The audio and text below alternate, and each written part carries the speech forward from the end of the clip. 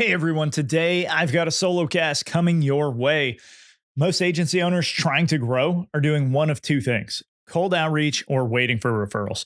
Both have the same problem. You're starting from zero every time. Now, there's a third option that almost nobody talks about. It's finding the people who already have your future clients' attention and getting in front of them. So, today I'll walk through a framework I call the builder ecosystem. These are the people, communities, publications, companies that are adjacent to your niche that share your target audience. They've already built the trust, they've already gathered the crowd. Your job is to show up where they are. In this episode, I cover why cold outreach and referral dependency both leave you starting from zero, the four categories of builders, how to research and map your builder ecosystem, and I'll throw in a few specific search strategies, tiering your findings by accessibility so you know where to start, your first 5 moves that you can execute this week, and more. Lead gen is the hardest part of running an agency. For most, it's unpredictable, it's slow, and it's usually expensive. Gia flips that. It's the all-in-one growth platform that turns your existing relationships and client work into a steady pipeline. Gia automates lead gen, follow-up, and content, and it's all from the work you're already doing. You can check it out and get some free bonuses at getgia.ai/dynamic agency. All right, let's get into the builder ecosystem. It's easier than ever to start an agency, but it's only getting harder to stand out and keep it alive. Join me as we explore the strategies agencies are using today to secure a better tomorrow. This is Agency Forward. So let's talk about the two defaults. One, cold outreach. I was working with an agency owner recently who was proud that he'd made 20 cold calls in a week, right? 20. He wanted to talk about his process, his script, his follow-up cadence. And I asked him how it went. The most common response was, we already have someone. Second most common, we had a bad experience with an agency. And then third was some version of like, call me back in 6 months, which if you have been in the business longer than a week, you know that means please lose my number.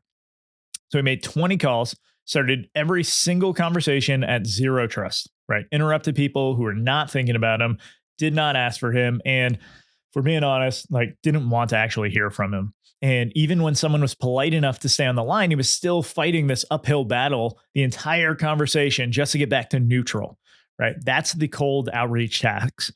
You're paying it on every single interaction, and you can grind through it like some people do, but it's a brutal way to do business.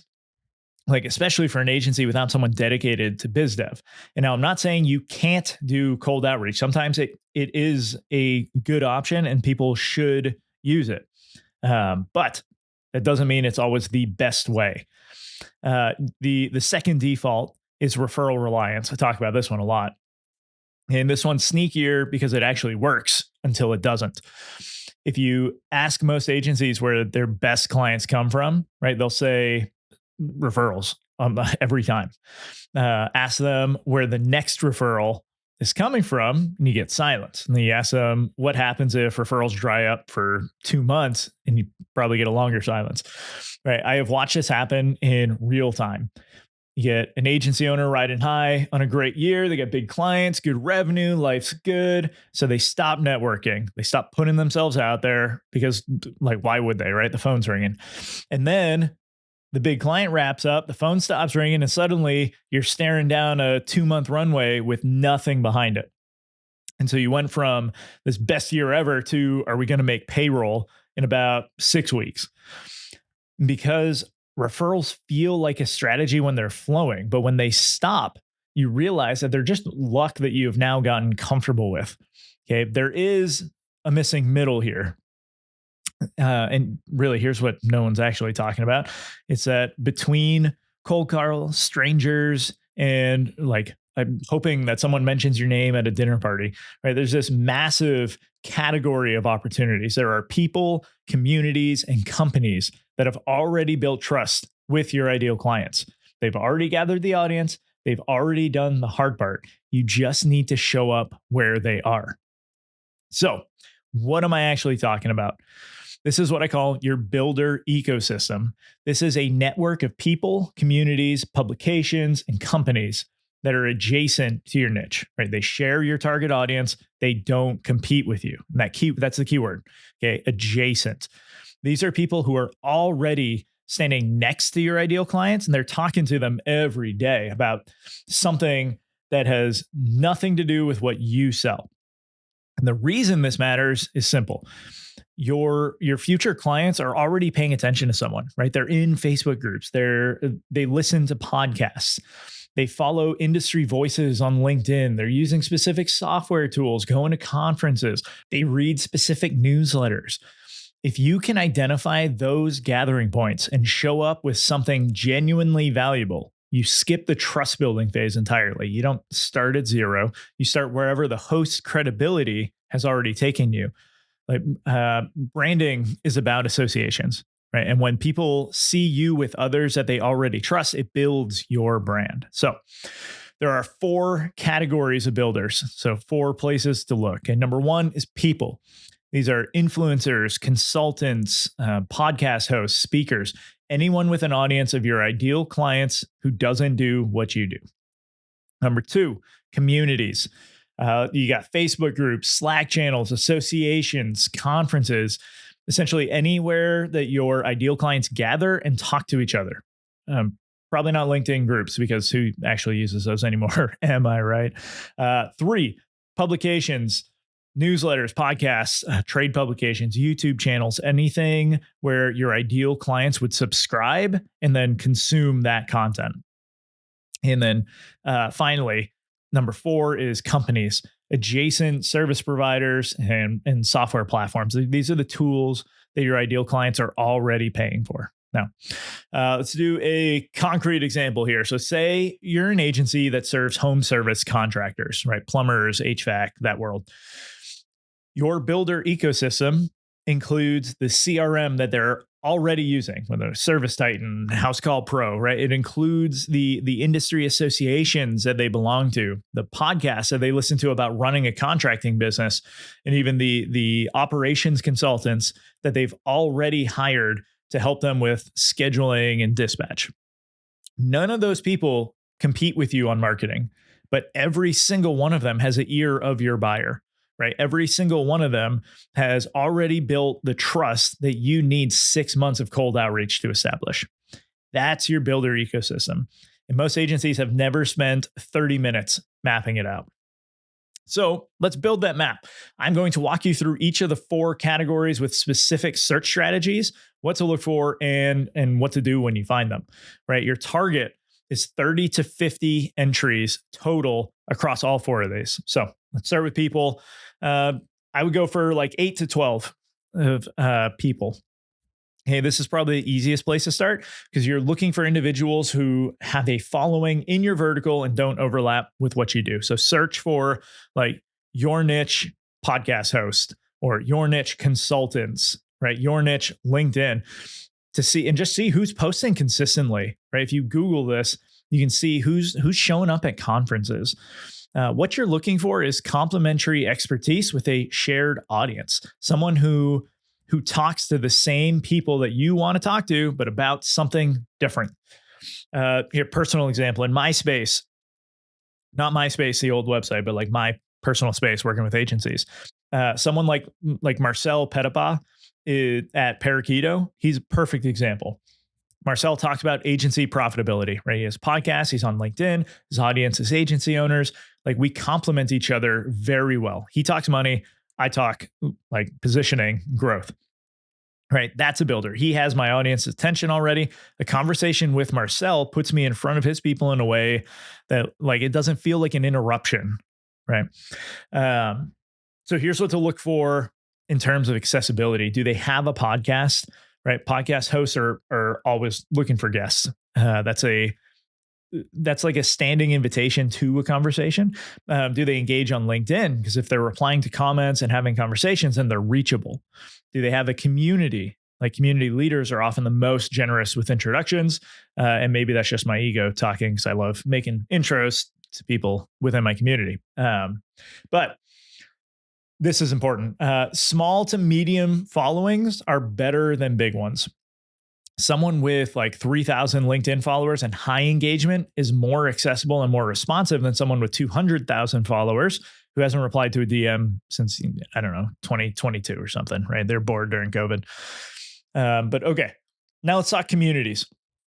You should target here probably like 5 to 8 so we can hit our numbers. So you search for, your niche Facebook group, your niche Slack community, all of those types of communities that you would want to find.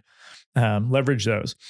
What you're evaluating with these member count, activity level, and any rules around self-promotion. Okay, that last one really matters, actually. Some communities are great about letting members share expertise. Others will ban you from mentioning your company name. So you need to know the rules before you walked in. The play here is not to like join and immediately start pitching, which I think is what most people do and why those LinkedIn groups have failed. But the play is to join and contribute, right? Answer questions, share a take that's actually useful. Be the person who shows up with value before they ever mention what they do for a living. There are Slack communities with over 1,000 members in them, and most of those members have never posted a single message, right? They're lurking. I have a full article. I call them orbiters, but they are kind of lurking around, right? Which means the bar for standing out for you is like underground, right? If you show up consistently with useful takes, genuinely useful takes, right? Not just thinly veiled pitches, then you can become a recognized name in like a week, maybe 2. But you can get there way faster. And that's not an exaggeration. Most people are so used to communities being either dead or self-promotional that someone showing up and being helpful is like a celebrity entrance. All right. Okay. Publications. You want to target, say, 5 to 8 again. And you're just going to search for like your niche newsletter, your niche trade publications. You could Google like best your niche podcast, and then just actually look at who's making content that your ideal clients consume. You're evaluating format, right? Is it a newsletter, podcast, blog, YouTube channel? You're evaluating audience size. And really you're evaluating like, how can you contribute? Is it just a guest post? Can you be interviewed? Can you sponsor an issue? There's so many different ways that you can leverage this. The play here is to pitch yourself as a guest or a contributor. But actually, I can't stress this part enough as someone who gets tons of pitches for my podcast. Bring a specific topic. Like, I'd love to be on your show is essentially the podcast equivalent of let's grab coffee sometime. Like, it means nothing. It creates no urgency. And I promise you, hosts have heard this like hundreds of times every month. Okay. Instead, use something like here, I scripted one. I have a framework for identifying 50 referral partners in under an hour. Your audience of home service contractors would find this useful because most of them are relying on Angie and Home Advisor for leads and getting killed on cost per lead. I can walk through the framework in 20 minutes and your listeners can implement it this week, right? If someone came to me specifically with something like that, I would be way more apt to consider them as a podcast guest than what I normally get. Okay. Now let's talk companies. Here we want to target probably 8 to 10. And you're going to search for like your niche software, tools for your ICP. You could even Google like your niche partner program. You're looking for like software platforms, other things like that, where your ideal clients already are on them. They're already using them. Ideally, they have some sort of partner program or co-marketing opportunities, or I guess like a community that you could participate in. Okay. The project management tool that your clients use probably has that partner directory. And if you're listed there, you get inbound leads from people who already trust the platform. They searched for a partner, they found you, they reached out. You did not cold call them, right? You didn't send them a LinkedIn DM that starts with, hey, first name. I noticed that we're both in industry space, right? You existed in the right place and the lead came to you, Referral partnerships with adjacent service providers work generally the same way, right? Find the bookkeeper who works with your ICP. Find the operations consultant, right? Find the recruiter who staffs their industry. Like, these people talk to your ideal clients every week about problems that have nothing to do with marketing. But when a marketing question comes up, you want to be the name that they mention. Co-hosted webinars with software companies are another move, right? The software company gets content for their users. You get access to their audience. Everyone wins. These are shockingly easy to set up, and most agencies have never even tried. Okay, those are the 4. Now, you've got your 30 to 50 entries. The instinct is going to be to go after the biggest names first, but you need to resist that. We want to tier by accessibility. Okay, so tier 1 are going to be the quick wins this week, right? We're looking for very fast moves we can make. Open communities that you could join today, podcast hosts who are actively looking for guests, right? Check their social, usually says so. People with small to medium followings who engage publicly. You could look up publications with open submission processes, right? These are your first moves. They're low effort, they're high accessibility. Honestly, they convert faster than the big names because the people behind them are hungrier for good content and partnership. Like, a podcast with 500 downloads per episode that's laser focused on your niche is worth way more than a guest spot on a show with 50,000 downloads and like a general business audience, right? Tier 2, you're going to look at warm outreach. These take some effort, but they're still reachable, right? They have larger followings, paid communities that are actually worth the investment, companies with partner applications that take a few days to process. And then tier 3, we're now looking at the long game, right? These are the high profile voices, like major conferences, big publications with like editorial gatekeepers who need to be convinced that you're worth their audience's time. Most agency owners skip tier 1 entirely. They want to be on the biggest podcasts. They want to speak at the biggest conferences, right? They want partnerships with the biggest software companies. And they spend months chasing those while ignoring the podcast hosts with 800 listeners who would have said yes to a DM yesterday. Hey, start with tier 1, build momentum, and let tier 3 come to you later after you built up a reputation in tiers 1 and 2. So, okay. You've got the map. You've tiered it, right? And now let's just pick 5 actions from tier 1 and execute them this week. Okay, not next week, not when things slow down, because that's the feast and famine cycle is real. I get it. But you're going to start convincing yourself that because you're working on supply and you have so many clients you got to deliver for that you can't do any marketing, and then that's going to come to bite you. So let's not do that this week. Okay, 1, join one community and introduce yourself with a genuine question, not a pitch, not, hey, I run an agency and we help companies with X. Like, ask a question, something you're actually curious about, something that invites conversation, right? You can mention what you do later. Really, people will ask you what you do at some point. But for now, just be the person in the room full of people. Okay, 2, I want you to pitch one podcast with a specific topic and a 1-paragraph reason you're the right guest. Not, I'd love to share my journey. Like, nobody cares about your journey. I'm sorry. Like, it's the way it is. I hate explaining my journey because I know nobody actually cares. Give them a topic that their audience needs, like a reason that you're credible on it, and then make it easy for them to say yes. Okay, we could probably go follow Dustin Riechman if you want to go deeper on how to do that part. But then 3, pitch. Dustin Riechman did a podcast, Agency Forward. You can search his name, find that, listen to that episode. It'll give you some great insights. All right. 3, DM one person on LinkedIn who shares your audience, right? Reference something specific that they posted and not like, hey, great post. It's like, nobody cares. I know I'm about to get pitched. That's like the LinkedIn equivalent of a participation trophy. Like, good work, you did a post.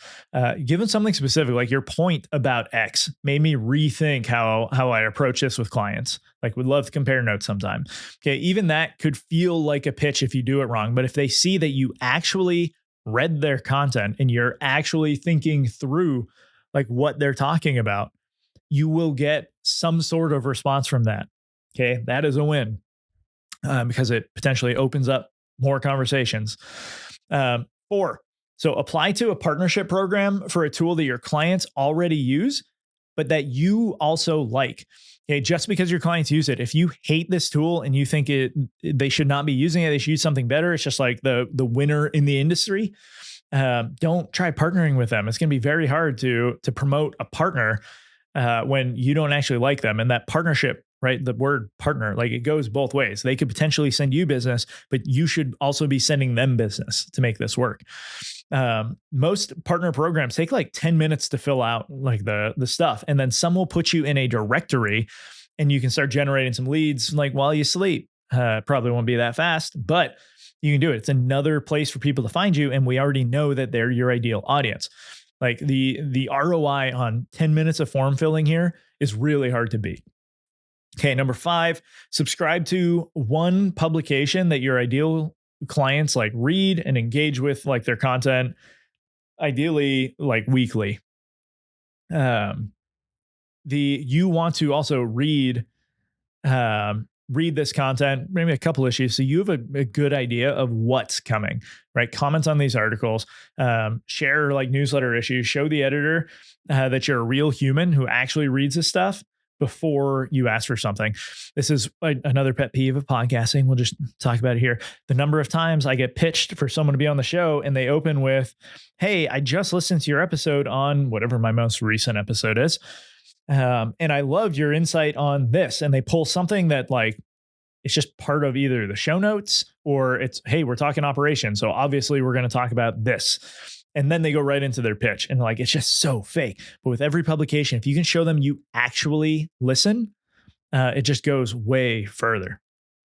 Okay, so here's why this matters, right? Each one of those 5 I just gave you. So just a quick recap, join a community, pitch a podcast, DM someone on like LinkedIn or whatever social channel you're on, apply to a partnership program, and then subscribe to at least one publication. Okay, 5 moves. These are going to compound over time in a way that cold calls never will, right? Cold calls are like linear. You make 20, you could get 20 conversations, but the builder ecosystem, these are really exponential, right? If you show up once, that appearance keeps generating visibility for months. I was on a podcast last year, it might have been the year before, but like I'm still getting people booking calls with me who reference that podcast. And it's just crazy how many people from doing a 1-hour interview with someone and then promoting the episode afterwards, how much that has actually helped my business. And so you need to find the moves like this. Okay, so let me bring it back. Your future clients are already paying attention to someone, right? They're already in rooms that you haven't walked into yet. They already trust voices that you haven't connected with yet. They're using tools that have partner directories where you're not listed. Your job is to figure out who those people are, where those rooms are, and how to show up with enough value that the door just opens on its own. Okay, so the framework that we covered today, you need to map the people, communities, publications, companies, tier them by accessibility, pick your first 5 moves, and then execute this week. So here is my ask. Take 30 minutes, right? That's it, 30 minutes. Just map out like the people category. Search for podcast hosts, consultants, voices in your niche. And I guarantee you will find at least 5 names that you should already be talking to. Right? That's 5 people who have your future clients' attention right now. 5 conversations you could start this week that would put you miles ahead of another 20 cold calls. So if you do this, send me a message. I would love to see what you found. Ideally, you do all 5 of those steps, but like if you have super limited time, just take 30 minutes. Like you can find 30 minutes to potentially get yourself some leads this week. Okay. That's it for this episode. I will see you next week. That's the show, everyone. You can leave a rating and review, or you can do something that benefits you. Click the link in the show notes to subscribe to Agency Forward on Substack. You'll get weekly content, resources, and links from around the internet to help you drive your agency forward.